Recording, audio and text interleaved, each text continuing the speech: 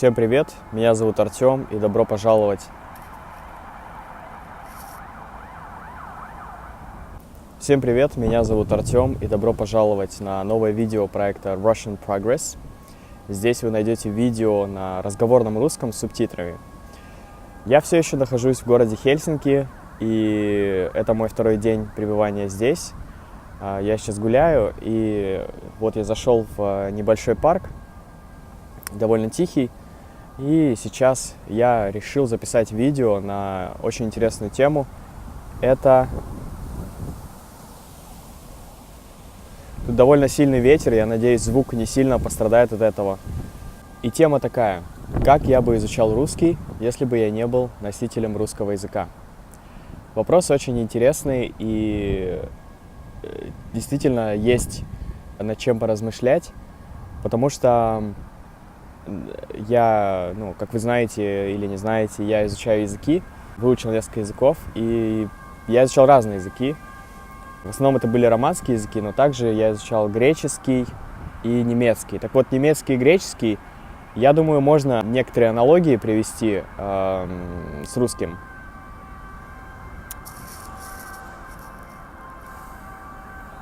И первым делом, что за хуйня там происходит, Пиздец.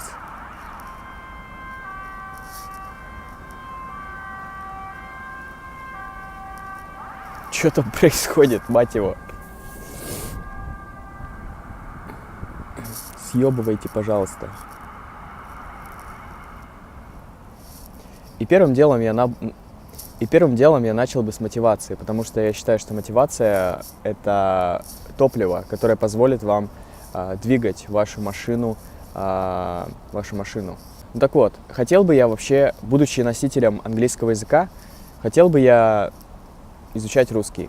Я думаю, да, потому что если посмотреть на все языки, которые я изучал, большинство из них — это те языки, на которых много людей говорят. Соответственно, я бы, думаю, начал изучать русский, потому что Россия самая большая страна, по-русски говорят не только в России, и это очень круто. То есть в плане путешествий это очень полезный язык, я считаю. Мы определились с тем, что мы хотим изучать русский. Далее что идет? Далее, я думаю, я бы первым делом занялся чтением, занялся бы алфавитом, я бы научился хорошо читать на русском, потому что для меня основной источник новых слов и, в принципе, словарного запаса, и грамматики — это тексты, это чтение, и я изучаю новые слова, читая. А уже, скажем так, запоминаю я их, слушая, и говоря, и пися. Как я бы это делал? То есть я нашел бы тексты с аудио, и я просто бы читал эти тексты и слушал, то есть смотрел бы, что читается, повторял бы за носителем языка. И при необходимости я бы посмотрел правила чтения. Но я считаю, что интереснее гораздо самому разобраться и самому выстроить эти правила. Следующим пунктом идет изучение слов. Я начал бы изучать слова через чтение. То есть я нашел бы какие-то тексты на базовые темы. Я думаю, Асимиль, курс Асимиль подошел бы.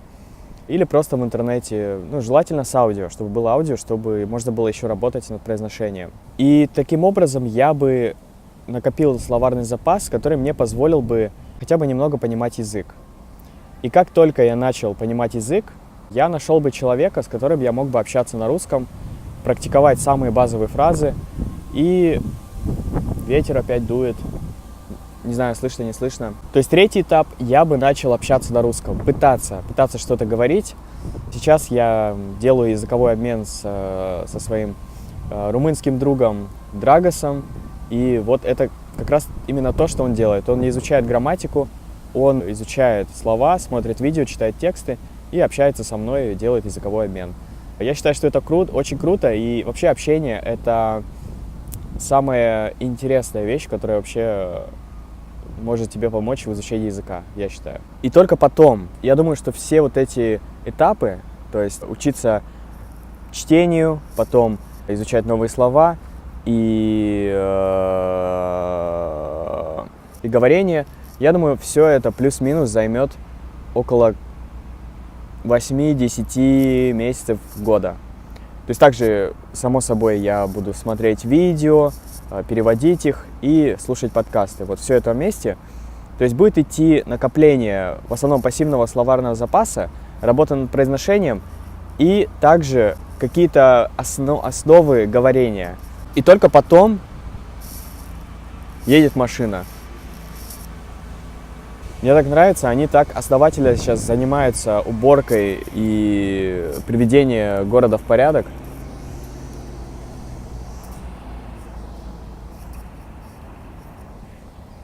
Ну так вот, только потом я начал бы основательно заниматься грамматикой.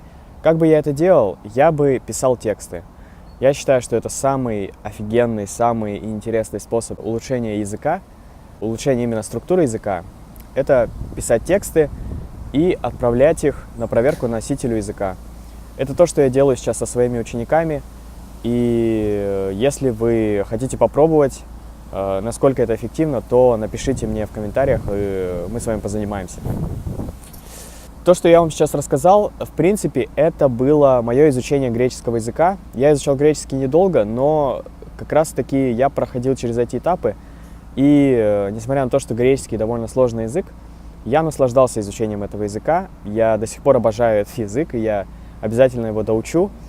Есть и другая сторона, это немецкий. То есть в немецком у меня просто не было мотивации, и я себя заставлял. Заставлять себя не надо, делайте то, что вам нравится.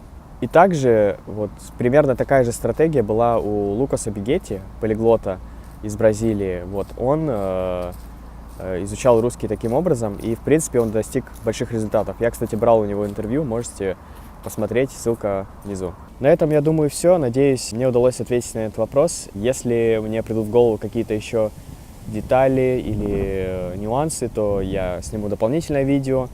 Если вам понравилось, ставьте лайк, пишите комментарий, как вы изучаете русский, какая ваша стратегия. Подписывайтесь, рассказывайте, и увидимся с вами в следующем видео. И да, если вы считаете, что эти материалы полезны и они вам нравятся, то вы можете поддержать проект на Patreon любой суммой. Мне будет очень приятно, и это очень хорошо повлияет на развитие проекта.